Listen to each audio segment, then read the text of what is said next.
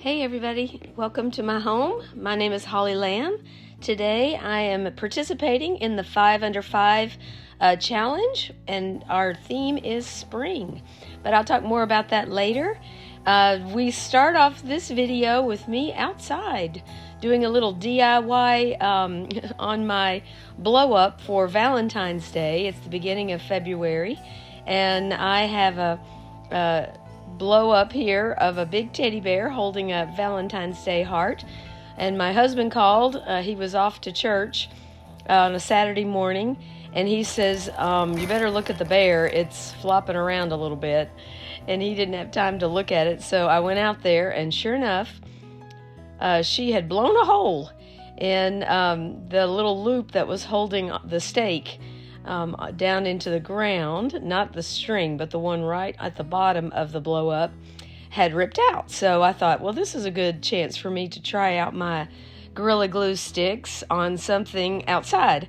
And so I went in, and my little cordless glue gun there, I know the last project I was using those Gorilla Glue sticks, and so I went in, and then I had a little friend come to visit and help me. We have a little neighborhood cat. He lives down the street, he and his brother. And so I let you see him. Let's see. There he comes. Hi, buddy. Come here. You want to do a cameo? Come here, sweetheart. Hi, Boris. This is our cat we have here in the neighborhood who comes to see us. Him's a sweetie. Mwah. Hi, Boris. Stay away from the glue gun. Let's turn that off. Hey, Bubba. You good boy. We fixing the bear. We're fixing the bear. We're gonna let it get good and solid. All right. This is the true test for the Gorilla Glue sticks. Let's blow him back up. Blow it back up. And then I'll decide where this goes. All right. And I can happily report that just a couple of days later, the teddy bear is still holding firm and greeting everyone at the beginning of our neighborhood. We kind of point her toward the corner, so because we're at the front of the neighborhood, so she greets everybody. And there we are. All right, well, let's get to crafting. The 5 Under 5 challenge is always so much fun because it challenges me to use products and different things that are easily found and cheap.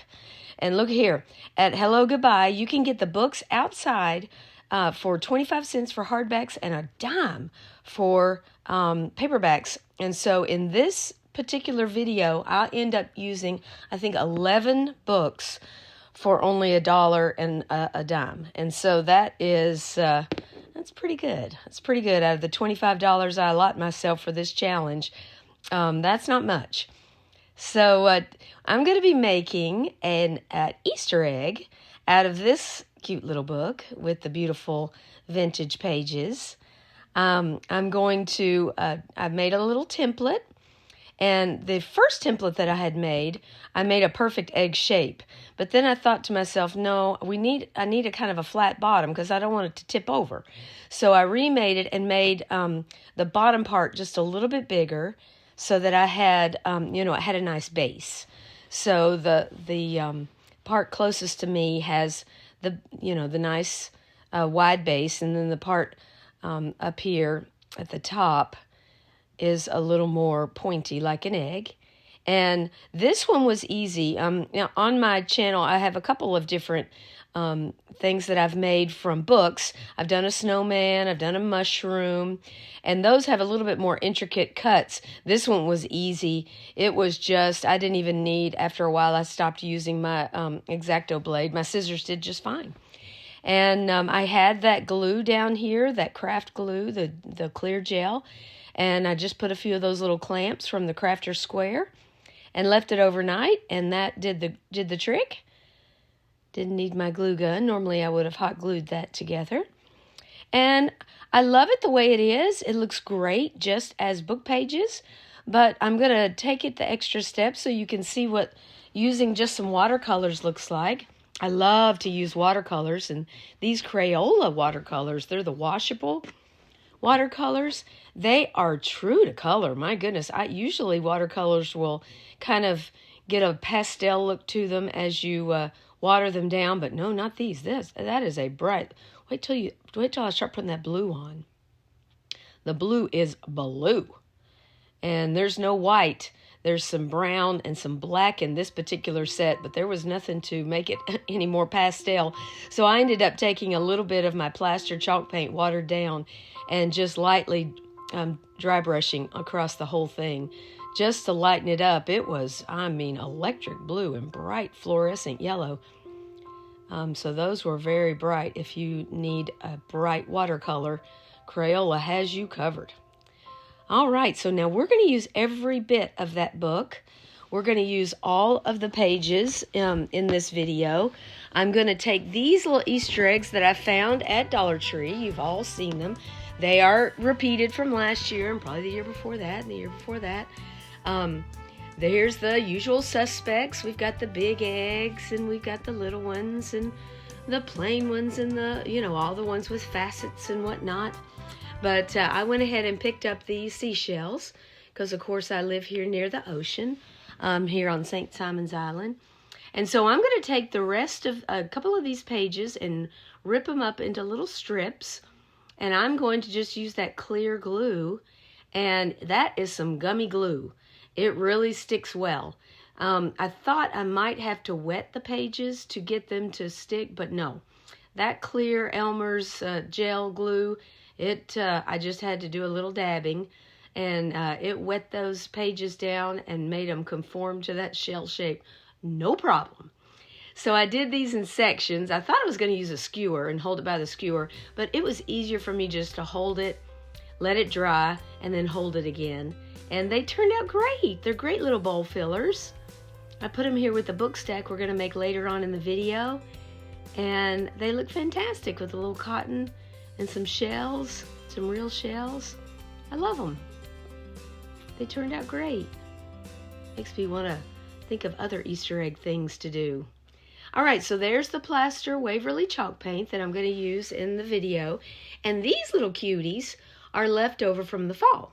I got these at the Dollar Tree, all of them, and they're all holding something.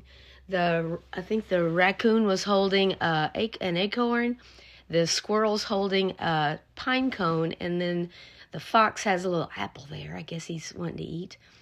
And so to kind of unify them as a little grouping, I'm going to paint them all with 3 coats of the Waverly Plaster chalk paint of full strength and get them good and solid.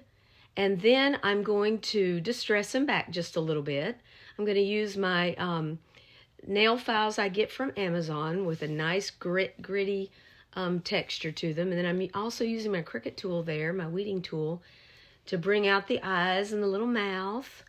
And just bring out the, the details. Bring them back to life.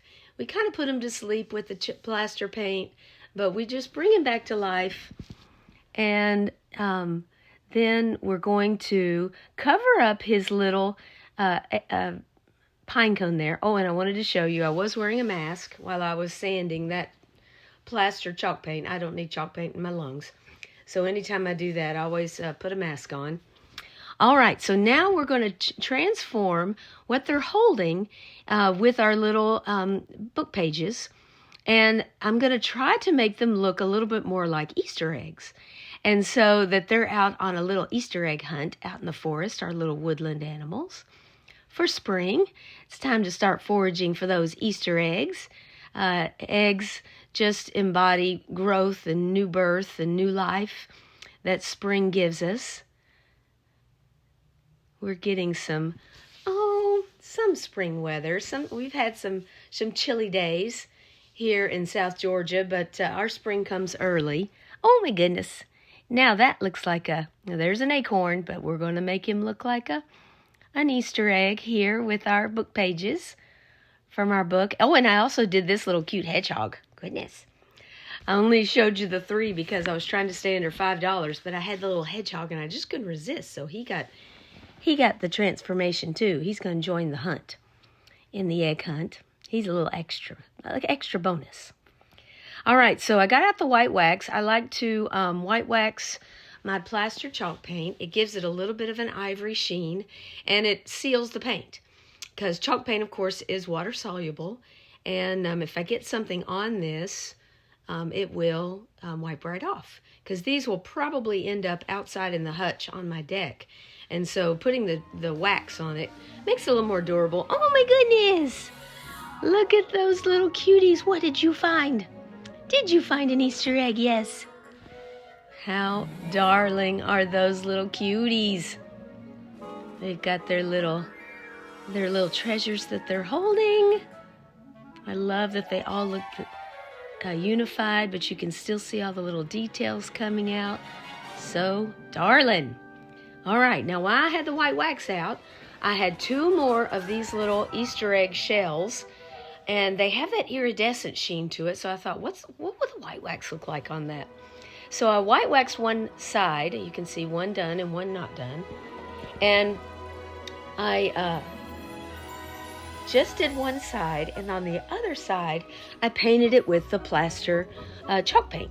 So the one that's closest to the back, that's the white wax, and the one that's closest to the front, to the book, that's the plaster chalk paint. They look very similar, but just a little bit more of a shimmery sheen on the white wax. All right, so let's move on. I got this at Hello Goodbye, our local thrift store, and it was $5, but it was half off day for that particular color. So I got it for $2.50. It was obviously from Hobby Lobby, from the tags on the back. And this, my husband and I were out at TJ Maxx the other night, and I always look at the bags. And for $1.79, you got 2 of those really nice reusable shopping bags. You know, they have TJ Maxx written on the ribs there. But I'm going to use this Ivory Bisque Simigloss Rust-Oleum 2X spray paint just to seal it in a bit. It had kind of a golden frame. And I don't need to do the middle because this particular bag, it's made of some kind of polymer, plastic. It is a weave, but it is solid. So I didn't need to worry about the middle. I did spray it a little bit. But I'm going to go ahead and just sand off any rough edges and get it ready for the picture, which is going to be the bag. And I keep baby wipes at the ready while I'm working on my DIYing. That is the perfect thing for to clean something up or wipe something off or work on some paint, work it into something, wax. All right, so see, I have one that is still great, going to be able to use, no problem. And I love this. You see the stitching. Easily, I just took my little X-Acto knife and I went away. I used it as a seam ripper, and I ripped away from myself. I didn't want to, don't let the blade come towards you. I always try, I don't want to cut myself. And so I got all those side seams clear, and then I cut it off of the bag. And the neat thing about these bags is the fold for the bag is in the ribs and in the bottom. So I have a whole nother one that I can hang up someplace. And so that one's going to school, because that'll be a perfect little thing to hang up over the sink in my classroom. All right, so here comes the matte Mod Podge. I'm putting a generous amount of matte Mod Podge on the back of this kind of plasticky, what the shopping bags are made of. We've all had those reusable shopping bags. I've got tons of them that I use. I keep in my car. And so I put lots of, just like decoupage, I put lots of Mod Podge on top as well. And then I want to I have 2 bottles of plaster chalk paint. One's empty.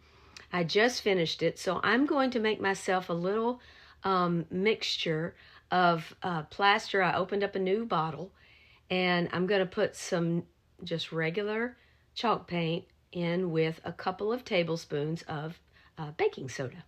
And the baking soda is going to give it a great texture, and it just goes right with that chalk paint. And see how it's not hardly even dripping. I'm having to dab that down. And what I want, my goal here was, you can see there's a little line where the frame was, but it's flush to the top. So I'm going to try to make all of it flush with the bag. So we have that little line already, and then we have a line where the bag is glued to the board. And so I'm trying to make those look like they make sense, like they were meant to be there, like that bag was always meant to have that little extra crease. And so I'm just doing a crosshatch kind of pattern and making a little sculptural paint job there with my real thick plaster chalk paint. Now this is watered down with what was left over. I added quite a bit of water, and then I'm just going to take a baby wipe, and I'm going to rub it in and rub it off and make the bag a part of the whole sign, the whole frame. And it just incorporates the whole thing. And I just love the way this turned out. Look at those beautiful colors, the grays, the pinks, that golden. You can see a little bit of the frame line and a little bit of the line around the sign, around the bag. And everything has that little frosted, chalky finish. Ooh, I just love it. What a beautiful sentiment. And I love the bees. The bees are all the rage right now. I am in. Save the bees. All right, now I found this little plastic round in the Goodwill bins. There he is. He got saved from the bins there. And it must have been some kind of table. It looks like it might have clipped onto some sort of base. And it's plastic. It's very light. That's kind of what I look for. Now, I'm glad I started on the back. I typically always start spray painting on the back of something because it was clogged and it was sputtering out all kinds of ick. So I ran inside and I got out of my watering can, and I started running the water, trying to get it really hot. And it was a good excuse to go water some plants because I had to run the water for a minute. And that unclogged it, and I was able to get it sprayed. So there it is. But it looked plastic. You could still see kind of the wagon wheel design in the plastic. You could see the bumps of the table. And so I did the same thing that I did with the bee sign, and I made that baking soda slurry. And I'm just going to kind of hide. I'm going to show you here in a second in the lights. There we go. You can kind of see the wagon wheel and all the, plastic. It just screamed, I used to be something plastic. And so I wanted it to look a little more upscale, so we're hiding that. And then we are going to be using toilet paper rolls. Now, my little paper cutter is fantastic for cardstock and copy paper and scrapbook paper, but not for toilet paper rolls. So the chopper at my church to the rescue. I chopped these, and they were a cinch to chop with the right tool. And so I'm going to make a flower with the toilet paper roll, little petals that I've made. And I just bent the toilet paper roll, and it just instantly popped out a bunch of petals as I chopped away. And so I'm just going to use that little center circle and build a flower. Yeah. So I've put my Mod Podge down. I put a nice base of Mod Podge. Now I'm going back and kind of putting a little bit more Mod Podge around. And then I'm going to go ahead and slide in another layer all the way around. This was so fun to do. I had no idea where I was going with this as I was crafting. It's just one of those creative moments. I didn't know if I could have made smaller ones. I thought about maybe doing some little sunbursts on the outer edge. There's obviously you can see there's a circle about a ½ inch in on this tabletop. And so I'm going to kind of monopolize on that and use that. So I decide I'm going to do one more layer. So this is the third layer. In the third layer, I've slid 2 of the little toilet paper roll petals into the holes, into the spacing. And then I thought, should I do another one? And I thought, no, I'm going to leave this flower as is. It looks beautiful. I love that shape. And then I'm just going to do a border. And I'm going to take my little petals and just make almost like a chain all the way around, putting the tip on that circle that was already there in the table. And I'm going to go all the way around and just put lots and lots of glue on there. And here I'm just dabbing away with my paintbrush. And then when I come around, I'm going to show you what I ended up doing. Watch this. I dip it down in the Mod Podge like a Oreo cookie. Watch this. Here it goes. And then put it down. That's what I ended up doing. So next time I make one of these, I'll just Oreo cookie it. And that's what seemed to work the best. And I didn't really get any residue in my Mod Podge. That was the only thing I was concerned about, but it still looks pretty clean to me. I don't know. Hopefully, I won't have any chunks of anything in there. We'll see. We'll make it work if I do.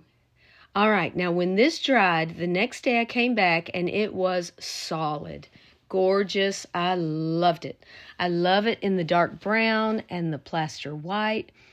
But this video is a voyage of discovery, and so I thought, even though I just love the way this dark brown looks, let's do a little whitewash on top with the plaster chalk paint and just water. And I started off dabbing out anything that was collecting in the petals, but I ended up not doing that. After a while, I was just working the paint around with my paintbrush and giving it that just little kind of a whitewash. And I love the way this looks. This really looks beautiful. We have a little accent wall in our breakfast nook. See, it has that chalky finish, just like the Be Kind. It took away that Mod Podge sheen. You know, we all know that matte Mod Podge still has a sheen.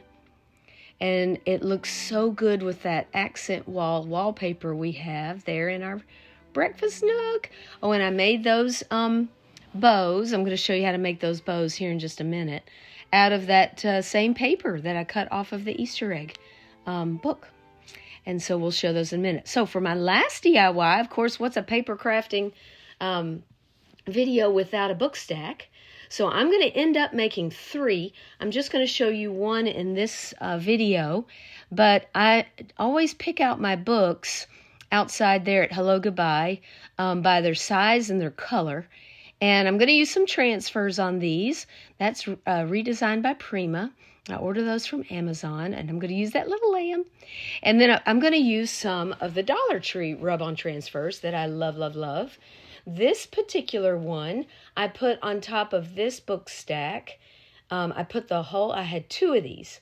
And so I put the whole transfer on the top of the book page. I always try to find a book page that is pleasing to the eye. You don't see it much anyway once you put stuff on top.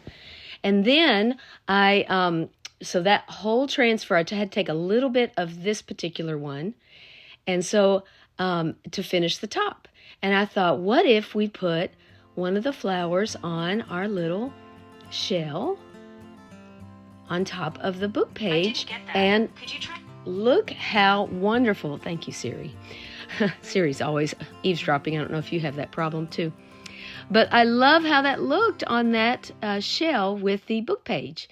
Fantastic. Okay, so let me show you one. I'm going to do the one that's over there with my little woodland animals and on the buffet. And so I'm trying to get all of the, color off of this. And I'm going to just glue them together. Try to get them, goodness. Try to get them lined up perfectly straight. There we go. So that they're going to stay together. There we go. Now, I'm going to be using the welcome and one of the flowers in this transfer, and then the home and a flower in that transfer. And then I'm going to just get the word wildflowers off of that one. And I'm going to grab a flower with a little bit of color from that one of my Prima Redesign by Prima transfers. And I have all those linked down in the description box if you want to go check those out.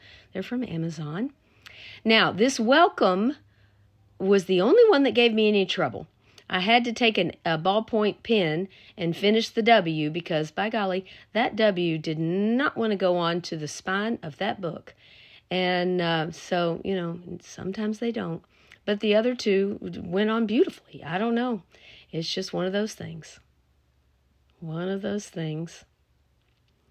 And so, if you've never done a transfer before, oh man, the world of transfers is out there. Jump in. They're so easy and so beautiful. I just love them so much. A lot of my DIY friends use transfers, and it's always fun to get new ideas and new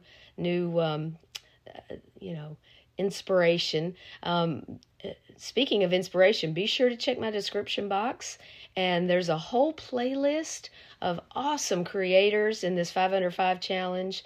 Missi from the Crafty Cove and Emily from Farm Charm Chic always host this once a month. We actually haven't done it since December. I didn't get in the December one because I was too busy with school, but I haven't done it since November, so this is a treat to be back in this playlist. They're fantastic. And Kendra from Late Night Creations, she's our guest host, and she is dear. She's a sweetie and such a good crafter. She has a crafting cottage. Goals for sure. So I just took my favorite little lace ribbon from the Dollar Tree. You've all probably seen it. And wrapped it around. I used all 9 feet, 3 yards, and on the spool. And I'm just going to take a ballpoint pen, and there it is. Welcome home wildflowers for our little woodland animals. Yes, they're out hunting for those Easter eggs. And they're coming home with their treasures. I just love the way all of this looks together. Their little Easter egg looks so good. Now I used the rest of that paper on this bow right here that I put on this book stack with the bird cage. And I'm going to show you real quick how I did that. It just couldn't be easier. I didn't even do anything to the cuttings. I just turned them every which way, backwards and forwards and ups and downs. And I put a zip tie underneath. And then I'm just going to zip tie these all together, wrap it in some Dollar Tree ribbon, and put a little dab of hot glue on top of the book stack. And that's it. And then I also do another one for the top of my little flower toilet paper roll flower sculpture, and then I put a zip tie on it as a hanger to go on that command strip that's holding that on the wallpaper. And these little bows turned out great. I love paper bows. I love using paper. I didn't do any watercolor on this, but why couldn't we? We could watercolor that. And for spring, we could do some pinks or some purple. I love all the purple with the bumblebee decor, the purple and going along with the honey yellow. That is so beautiful. I usually don't decorate with purple, but I'm all in for purple with the bumblebees this year. My mom got me some bumblebees for Christmas, and they all have purple in them, and I'm there for it. I'm really enjoying it. So I just tie a little bit more of that lace ribbon that I have tons of. I love that stuff. And put it right there on the book stack. And it just looks like it goes. So I used every bit of that book. I didn't throw anything away. There's our cute little hedgehog. He's our little bonus. And that Be Kind, gorgeous. I just love how that all looks together. So pretty. Here, I'm going to zoom in here on this is the signed that used to be at the end of the causeway, going to St. Simon's and Sea Island. It's not there anymore, so that's a nice little bit of nostalgia. So here is my little breakfast nook ready for the morning, all nice and ready for spring. I'm so excited that spring is here. Again, please visit my friends' channels. They're all linked below in my description box. This has been a great challenge and so much fun. So, from the blue house on the corner, Telula, the teddy bear, sends her love and says, "Be mine." Well, God bless, and I'll see you next time. Bye-bye.